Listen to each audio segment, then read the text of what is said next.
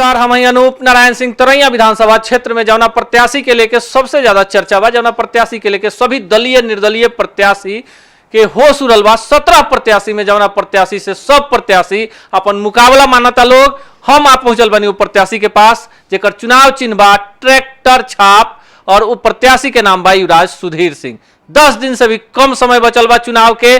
का होई इस सभे के पता बा, केकरा वोट मिली इ तरैया के जनता जानता, का परिणाम हुई इ जनता जानता। लेकिन जान ले कि जनता के जे पहला पहचान बा, जनता जेकरा के चाहता, सर्वेक्षण में जे तमाम प्रत्याशी लोग के होश उड़ा देले बटे, उ प्रत्याशी का सोचता तरैया के लेके, का सोचता नहीं? निश्चित बात पहले भी कह चुके हैं कि तरैया जो है 1962 के बाद सबसे गरीब क्षेत्र है।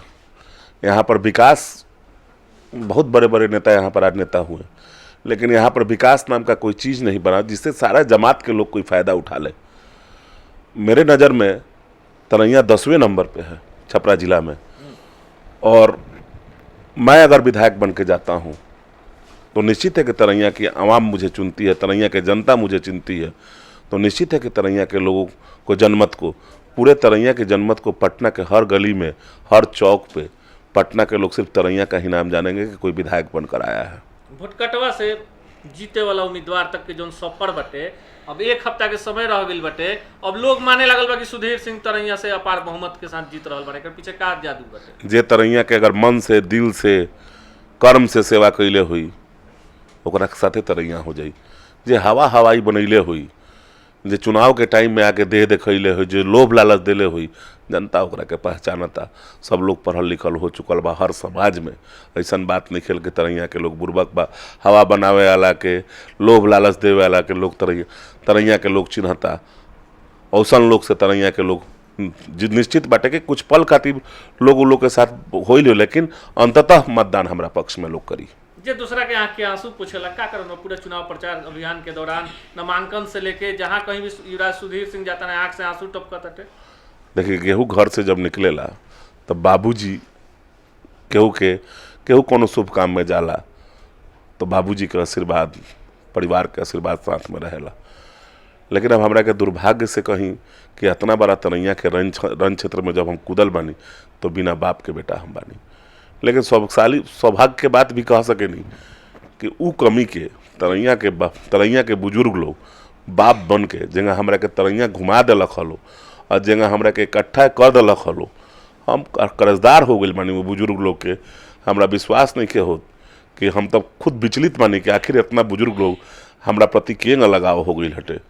एक खातिर हम अपना बाबूजी लोग के, जितना भी तरैया के गार्जियन लोग के बात सदैव हम कर्जदार रहें, और जब मौका मिली उ लोग जौन लड़ाई लड़ी लोग, उ लड़ाई में हम शामिल होके उ लोग के मान प्रतिष्ठा बढ़ावे के काम करम। नौजवान साथी लोग तो हमार पहचान बनैलक, उ लोग के बदौलत ही हमार पहचान बा। वो तो जीवन में जब तक हमार पन्ना चलत रही, वो पन्ना में वही लोग के नाम लिखल बा। वो पन्ना मिटके से पहले तो हम शायद कहियो वो लोग के कर्ज ना उतार सकेनी। हमरा पूरा विश्वास बटे कि राजनीतिक जीवन में हमरा साथे जगह खेल के जीवन में वो लोग हर कदम से कदम मिला के चलल। यही उम्मीद से वो लोग हमरा के तरैया लेके आई लोग, और तरैया में वो लोग के मालूम रहे कि भैया हमने के विकास करिहन, भैया हमने के काम करिहन। एक खातिर उम्मीद से हमरा के ले आई लोग। हम कैसे अपना नौजवान साथी लोग के धोखा दे सकेनी जे हमार पहचान बनैले बटे।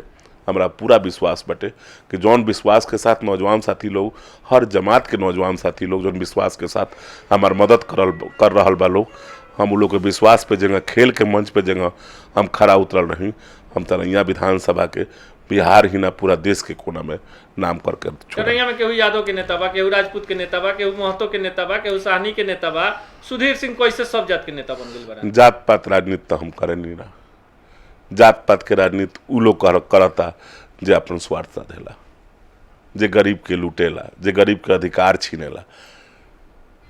हम तब का कहीं रुआ से लाजो लागत कहे में कि तरैया विधानसभा में अफसरशाही दलाली पे चरम बटे।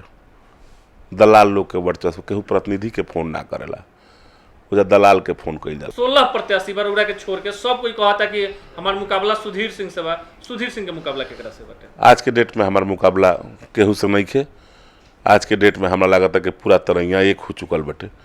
हमरा जहाँ तक उम्मीद बटे कि अगर लड़ाई अगर होई तो हमरा लगा था कि हमरा पीछे भी केहू नहीं कि हम नाम रुआ के का बताई। अगर हमरा पीछे भी कोई रही कि 5-10 हज़ार से हमनी के अंतर हुई तो हम नाम बतैते। हमरा तो लगा था कि पूरा तरैया ही हमरा साथे बाटे और पूरा तरैया मन बना चुकल बा कि हमनी के सुधीर सिंह के इकट्ठा होकर वोट करम सन।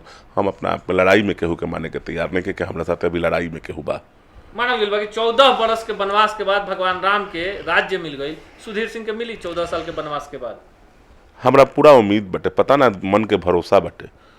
मन विचलित रहेला कि तरैया के लोग आखिर का करी, लेकिन पता ना मन के यकीन हो गई बटे। ये जहाँ सलाब देख के तरैया के बड़ बुजुर्ग लोग से बात होता तो वहाँ के लोग कहता नहीं कि आज तक 1962 के बाद ऐसा भीड़े ना होता लखा। ऑफिस उद्घाटन में नामांकन में हेंग भीड़ होला। एक मतलब कि तरैया के जनमत प्यार करता तब न हमरा के आशीर्वाद देवे आवता। बहुत सारा प्रत्याशी लोग घूमता, पैसा बांट के, मुर्गा खिया के, दारू पिया के लोग घुमावता, लेकिन हम आज तक अपना नौजवान साथी लोग के अठन्नी तक ना देनी। वो तो घर घर जा जा के हमार प्रचार करता लोग। कोनो बुजुर्ग आज तक हमरा तो 10 टकिया ना मंगलक लोग। उल्टे हमरा के कुछ बुजुर्ग लोग पैसा दिलक लोग कि सुधीर रख लो, ई तारा काम में आई, चुनाव में आई। लेकिन कुछ लोग तो पैसा पर बात कर रहा बा।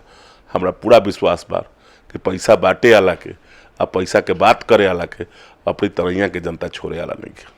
तरैया में जो जितना भी चुनावी सर्वेक्षण भइल बा, अभी तक 4 बड़ा सर्वेक्षण आइल बटे, का कारण बा कि युवराज सुधीर सिंह के हर एक सर्वेक्षण में वोट परसेंटेज बढ़त चल जाता? देखिए, सबसे बड़ा बात रहे कि वो IPL के जब हम टूर्नामेंट करैले रही तो लगभग 1 लाख के भीड़ भइल रहे। तरैया के लोग अपना आँख से देखले रहे कि जब हम साइकिल बांटी तो हम ना पूछत रही कि रुआ कौन जाति या कौन धर्म से बानी। हम कहाँ खाली राजपूते के साइकिल दे देते रही। हमरा लगे जे लोग जात रहे ओकरे के हम साइकिल, चाहे हम तो जानतो ना नहीं कि ओकर टाइटल का है, ओकरी ज़्यादा पहचान भी ना रहे। अब तो चुनाव में घूमत नहीं तो थोड़ा पहचान भी भइल बा। कुछ लोग कान में आके कहता भैया वो साइकिल दिले रही हमरा के। ओसन गरीब लोग जे बिल्कुल करिया कपड़ा पहनले रहे, जरा देह पर ट्रैक्टरों बड़ी चलले बड़ी तरैया। जी, बाहर के टाइम में पानापुर में, छपिया में हम ट्रैक्टर से ही घूमनी और ट्रैक्टर से घूम के जहाँ जाए लायक स्थिति ना रहे, नौजवान साथी लोग ट्रैक्टर खरीदलक लोग, शायद ट्रैक्टर के किरायो नहीं खरीदेले आ वो लोग ट्रैक्टर पर बैठा के हमरा से ट्रैक्टर चलवा के बटवैलक लोग। जितना सार्थक रही ट्रैक्टर चलैनी है, चुनाव आयोग ट्रैक्टरे चुनाव चिन्ह दे देले बाटे। ये तो ऊपर वाला के तो लोग कहत कि जे तरैया के विकास इतना भइल बा कि ट्रैक्टर छोड़ के दोसर कुछ चलेला लोग छोड़ले नहीं थे। जितना भी लोग से बात होता लोग कहता कि ट्रैक्टरे चलिए सकता, युवराज सुधीर सिंह ओकर ट्रैक्टर के ड्राइवर बन के रही हैं। निश्चित बटे, विश्वास दिलाओ तनी, यकीन दिलाओ तनी कि ट्रैक्टर के रुआ लोग के ट्रैक्टर के ड्राइवर यानी रुआ लोग से महीना पे ना रही। रुआ लोग के जो तरैया के विकास के सपना देखले बनी वो विकास पूरा करी विधानसभा में। कुछ विरोधी लोग कुछ जातीय समीकरण बिगाड़ के बदनाम करे के कोशिश भी करता। रउरा नाम पर फोन करके मतदाता के डरावल धमकावल जाता टे, कुछ पुरान वीडियो क्लिप डाल के कुछ साजिश कर जाता। वो लोग के का जवाब दे? जे थक गइल बा, हार गइल बटे, वो निश्चित बटे कि उल्टा सीधा काम करी। लेकिन युवराज सुधीर सिंह के करकर्ता वो लोग के डरैला से डरे वाला नहीं खे। काहे कि वो लोग हमरा के जानता। बस अपना करकर्ता से निहोरा ही है कहम कि 3 तारीख तक मतदान के दिन औसन लोग लागल बा कि हम कहीं झगड़ा करा दी, कहीं मार करा दी, कहीं पीट करा दी। ये सब पे हमार करकर्ता ध्यान दे रहल बा लोग। हमनी के जब वो लोग लड़ाई में नहीं खेलो तो वो लोग पास बचल का। हमार करकर्ता मोटरसाइकिल चलावता, 13 में मुन्ना सिंह के धमकी दे देवल गई एगो मुसलमान लड़का के। लेकिन आप तो पूरा करे कहता ट्रैक्टरे चलावता लोग, ट्रैक्टर लेके कहीं घुस जाता लोग। ट्रैक्टर जो हो गइल बा पूरा ट्रैक्टर में तरैया हो गइल बटे। क्या लागत है कि ट्रैक्टर पर बैठा के लोग विधानसभा भेज दी? हमरा पूरा यकीन हो गइल बटे कि अपनी ट्रैक्टर स्टार्ट हो गइल बटे। एमे में तरैया के लोग तेल डाल दिले बा। तेल डाल पूरा विश्वास बा कि तरैया के लोग तेल डाल ले बा। आ तरैया के जनता में तेल डाल दिले बा तो निश्चित पटे कि पटना विधानसभा के गेट के अंदर घुसिए के रही। होने से विकास लाद के ले आम ट्रैक्टर, वो होने से ट्रॉली पे विकास लाद के ले आम तरैया के काम करे। का अपील करे के चाहे? क्योंकि अब देखिए मतदान 2 दिन के बाद 3 दिन के बाद मतदान बटे, पूरा लोग के मूड बन चुकल बाटे कि अब की तरैया में विकास हो जाओ। लोग जो वोट जब वोट देवे जाई तब बाढ़ याद करी, कोरोना याद करी, बहुत जब संकट आयल, कोई के बेटी के बियाह होल, कोई बीमार पड़ गई, कोई के मारामारी हो गई, युवराज सुधीर सिंह जाके एगो सहायता जितना कुछ हो सकत रहे लोग के दिमाग में रही। युवराज सुधीर सिंह का अपील करी है अंतिम समय में अपना मतदाता? अंतिम समय में अपना मतदाता भाई लोग, अपना करकर्ता लोग से बस इतना ही कहें कि रउरा लोग के इशारा पे जहाँ जहाँ रुआ लोग कहले बनी अगर मंदिर होखो, मस्जिद होखो, मरण होखो, जियन होखो, बेटी के बियाह होखो, शादी होखो, अठजाम कैले हो कि लोगिन जग कैले हो कि लोगिन, रुआ लोग जहाँ कहले बनी हम खड़ा उतरल बनी। खड़ा उतर के अगर तरैया विधानसभा में अगर हमरा ते ज़्यादा अगर मदद करे वाला लोग हुई तो रुआ लोग ओकरा के वोट दे दी। अगर रुआ लोग के लागत हुई, विश्वास हुई मन में कि ना सुधीर हमनी के विश्वास पे खड़ा उतरी हन, सुधीर से ज़्यादा केहू मदद करे वाला लोग नहीं खे, तो हम तो वोट के अधिकारी हो गई।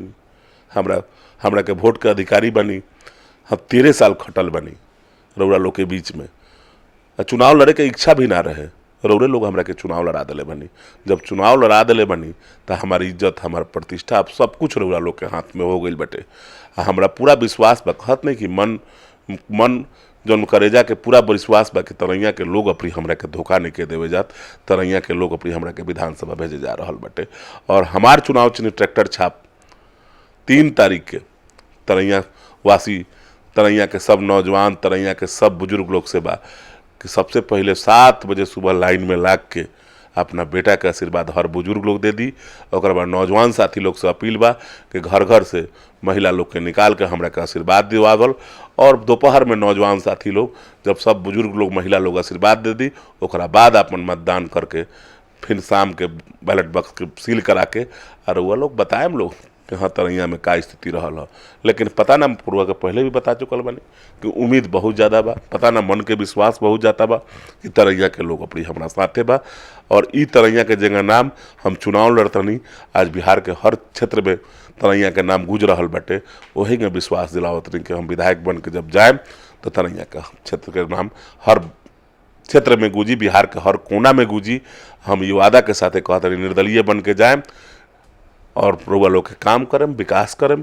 और ट्रैक्टर चुनाव चिन्ह पर यह कहम कि 3 तारीख के बटन दबा के हमरा के वोट दी लोगी। यहाँ के बानी युवराज सुधीर सिंह। और जैसा कि सबको पता बा कि तरैया सेकेंड फेज में सबसे हॉट सीट बनल बटे।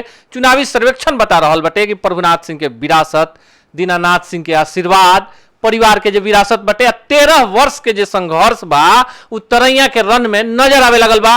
ट्रैक्टर स्पीड पकड़ ले बा, सब समाज, सब वर्ग के लोग ट्रैक्टर के पीछे बटे।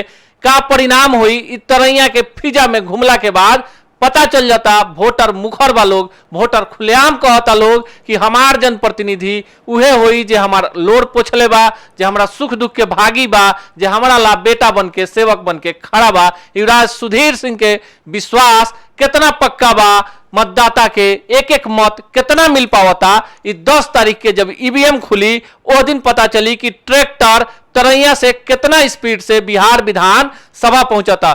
मिलल जाए कौन और प्रत्याशी से यही चैनल पर यही वक्त, तब तक खातिर दी विदा, नमस्कार।